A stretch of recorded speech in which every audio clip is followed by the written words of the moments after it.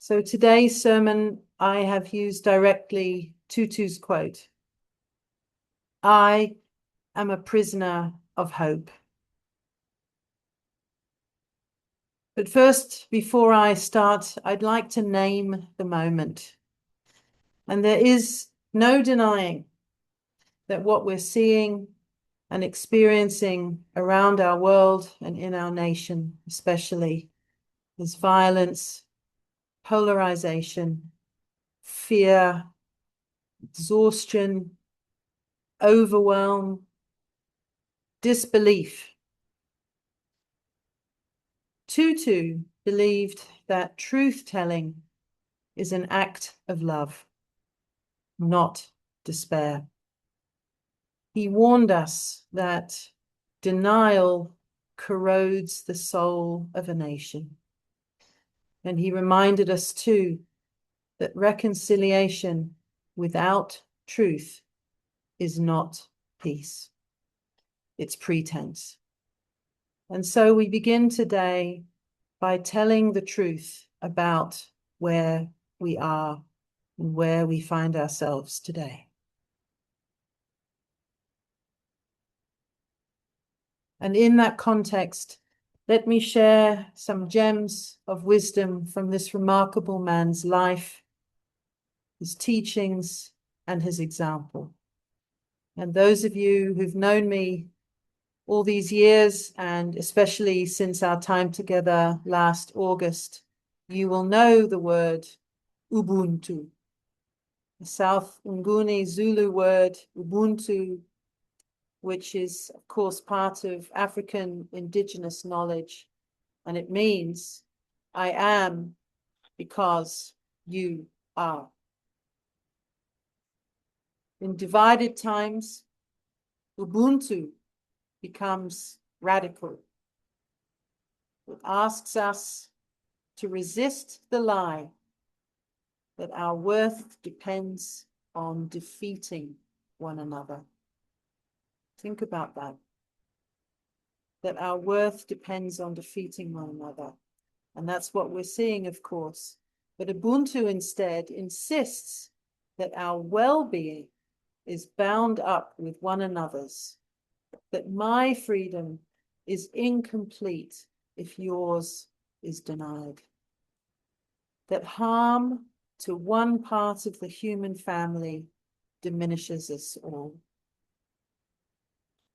As we know, violence grows when people are reduced to enemies, labels, or abstractions. And Ubuntu insists that no one's humanity can be secured by destroying another's. Even those whose actions we oppose, they remain part of our moral community. So what if the question is not who is right, but rather, how do we remain human towards one another?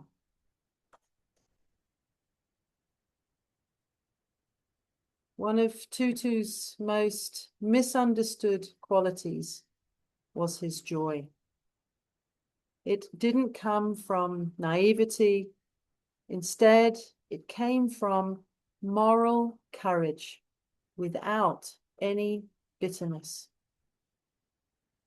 Tutu opposed injustice fiercely, as we know, but without becoming what he opposed.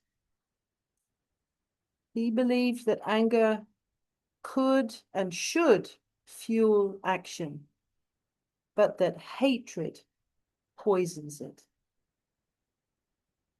He also knew what, of course, Martin Luther King Jr. knew, what Gandhi knew, that non-violence is not passivity.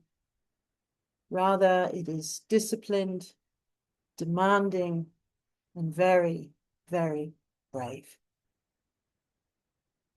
So Tutu, his life example, his dedication to fighting injustice, is that it's how we struggle that matters as much as what we struggle for.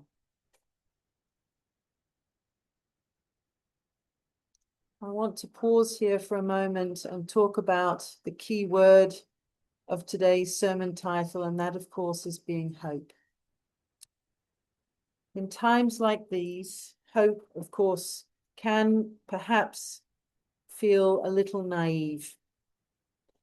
When the news cycle is relentless, when democratic norms feel so fragile, when neighbors seem to speak different moral languages, hope can sound a little like denial, perhaps, like looking away from reality rather than facing it. And yet, the Archbishop Desmond Tutu, who knew oppression intimately, who lived under the oppressive apartheid system, who buried friends and comforted families shattered by violence, he declared without apology, "I am a prisoner of hope." And that's interesting, his choice of words. Not a visitor to hope, not I'm occasionally hopeful. No, a prisoner. And it's a strange word to pair with hope, unless you understand the life that shaped it. Because, as we know, hope is born in the darkest of places. And Desmond Tutu did not speak of hope from a place of comfort. He spoke of it while laws stripped people of dignity, while the state sanctioned brutality, while justice was postponed again and again and again. And he spoke of hope while knowing full well just how long injustice can last. So I feel that the important thing for us to hear today is this, because when we speak of hope in the United States right now, amid political polarization, rising authoritarianism, attacks on truth, on voting rights, on bodily autonomy, on basic human dignity, we are not speaking from abstraction. We are speaking from the reality of what we're seeing in our cities, in our nation, and on our television screens. And we're speaking knowing, many of us, those feelings of fear and grief and fatigue. And Tutu would not dismiss those feelings. Rather, he would name them. But he would refuse to let them have the final word. Because hope is not optimism. Optimism says, oh, well, things will probably work out. But hope says, well, even if they don't, I will not surrender my humanity.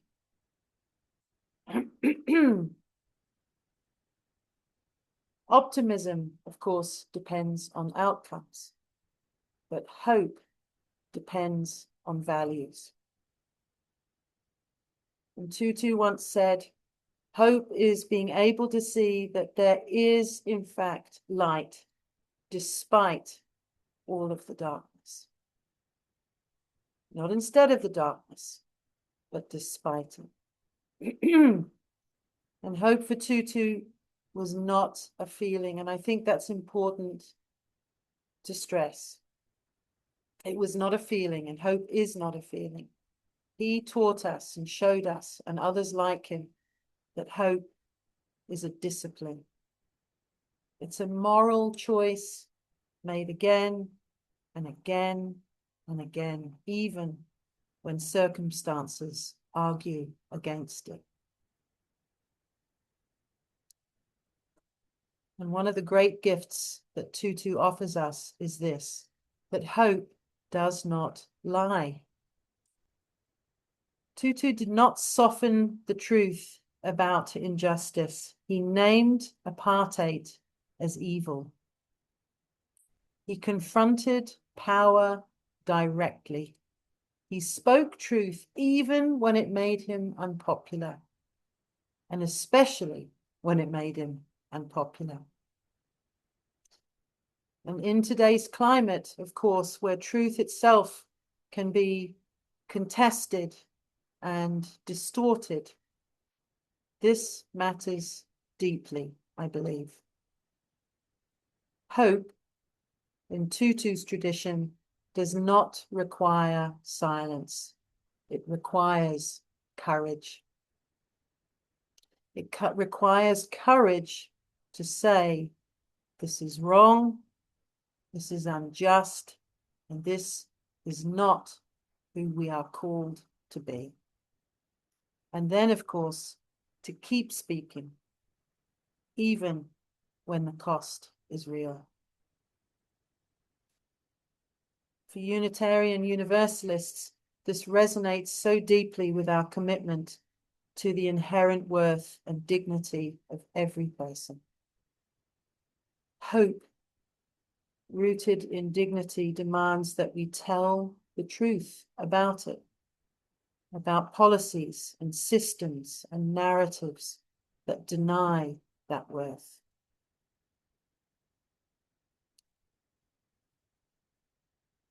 I remember, of course, Obama's beautiful book, The Audacity of Hope, and I thought that if Tutu were to write one, maybe he would call it The Audacity of Joy. And let me explain what I mean. Tutu was not a grim man. He had every reason to be, but he most certainly was not. He laughed.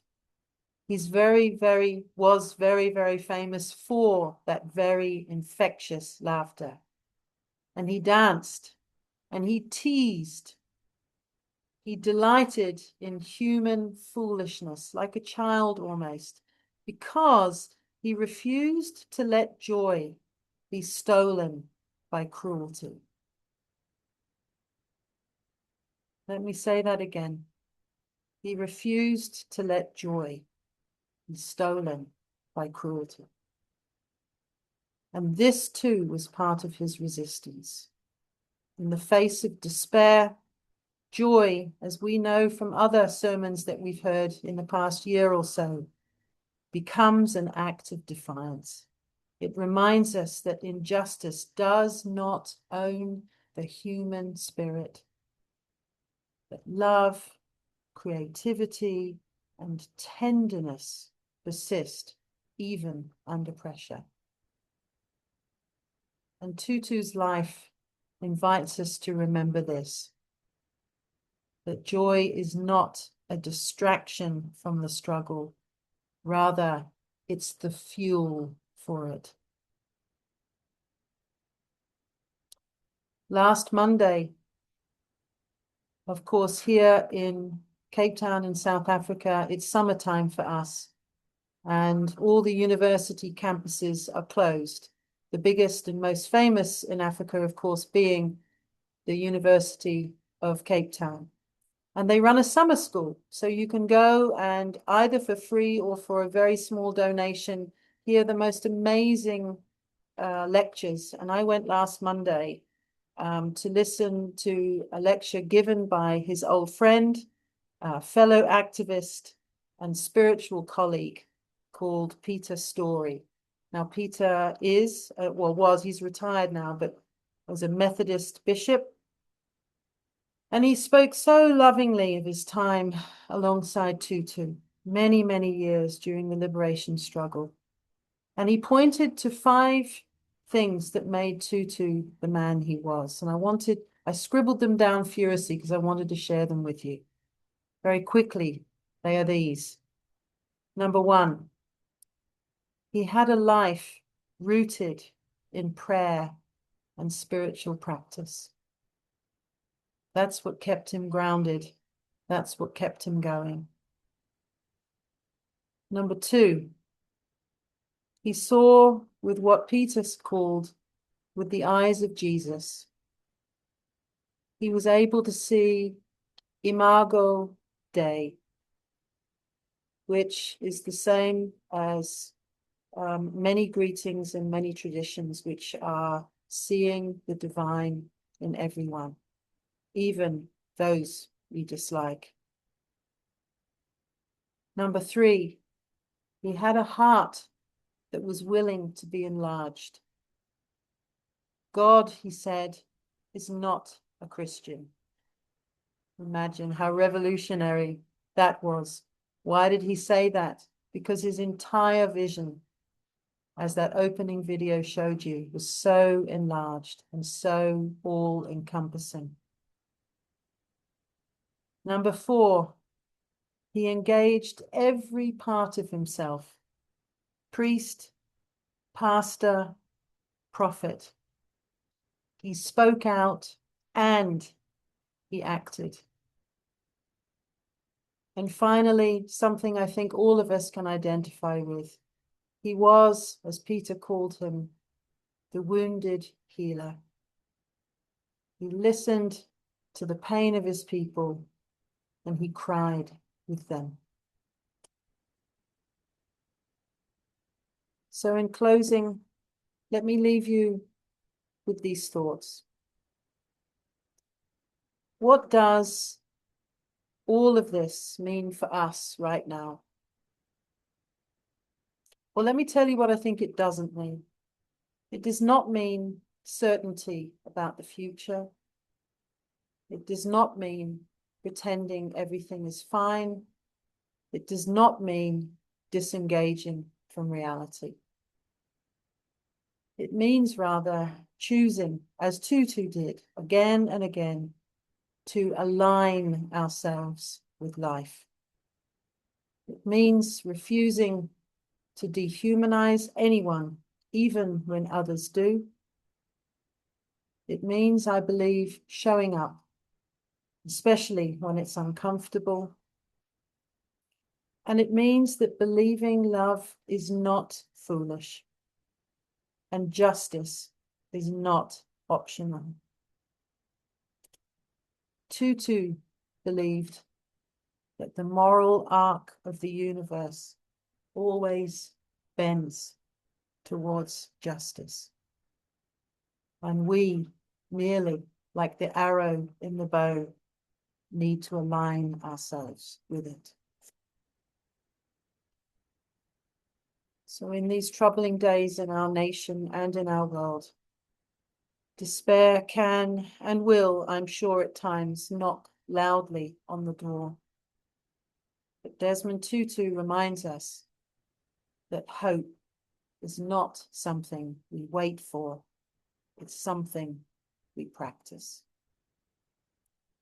To be a prisoner of hope is, I believe, to say, you may confine my body, my vote, my voice even, but you will not imprison my belief in human dignity. So may we be bound by that hope. May we be beheld by it. May we be encouraged by it. May we be sustained by it. May we be inspired by it. And may we be brave enough to live it into being. Thank you, everyone.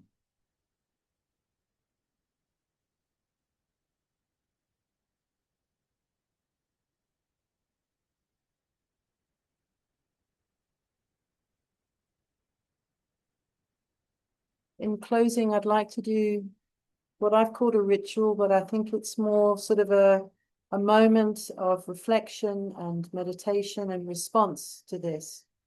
And if you heard at the beginning and at the end of the video that I played, Tutu says something quite profound and also poetic. The tidal wave of change is made up of 1,000,000 different ripples.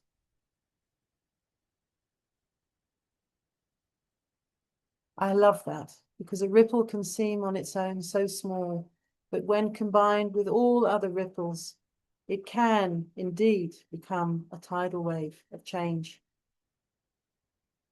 So what I thought we could do now while we're together is just to find a way to just pause and sink into the truth of the moment, giving thanks for the encouragement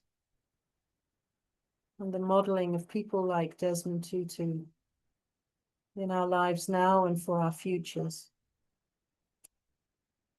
And I'd like us to ripple out hope, one little ripple at a time.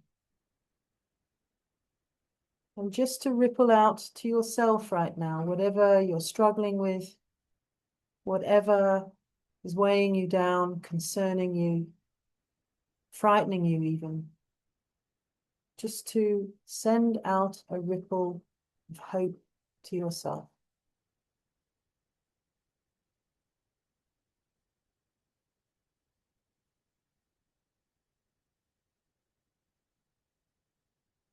And now to think of your family, your immediate family, and where your family may be struggling in some way, in need of love and care and support. Just to send and extend that ripple out from yourself and out to your family. There may be one particular family member, just to ripple that out to them.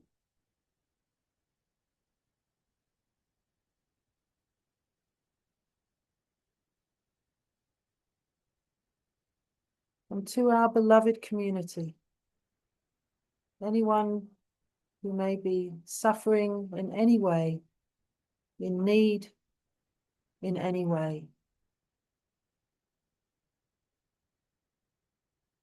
just to ripple out from you a ripple of hope.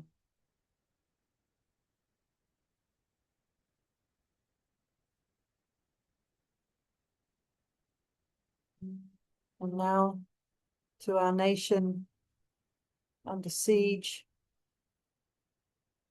so divided unto itself, grappling with so much. May we join all our hearts right now and send out a ripple of hope to any areas of our nation that are feeling frightened, beleaguered, fearful, under siege. And send out that ripple of hope.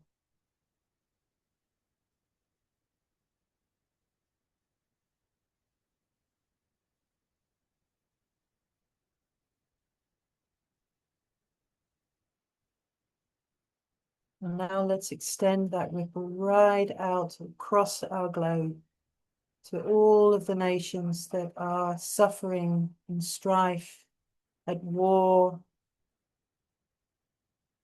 And extend that ripple of hope to every country, every nation, every peoples that makes up our human family.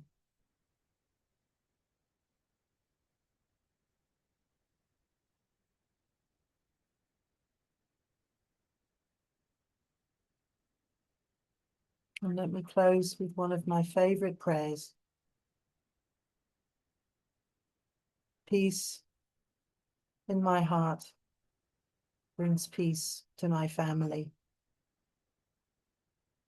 Peace in my family brings peace to my community.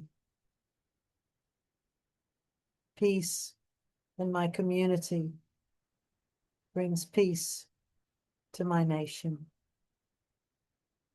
Peace in my nation brings peace to the world. May there be peace on earth, and may it begin with me.